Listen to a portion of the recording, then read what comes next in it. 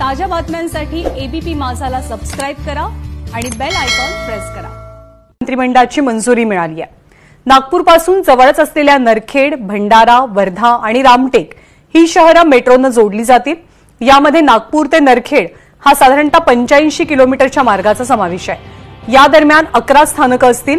नागपूर शहरातून होणाऱ्या वाहतुकीचा ताण कमी करण्यासाठी 2018 साली एक सामंजस्य करार झाला होता, पण या करारात अनेक त्रुटी राहिलेल्या तसंच केंद्र सरकारच्या संदर्भात असलेल्या प्रकल्पासाठी राज्य मंत्रिमंडळाची परवानगी सुद्धा तत्कालीन सरकारने घेतली नव्हती। या प्रकल्पाला रीतसर राज्य मंत्रिमंडळाची मंजुरी मिळाल्यामुळे या प्रकल्पाअंतर्गत असलेल्या सगळ्या अडचणी आता दूर होतात।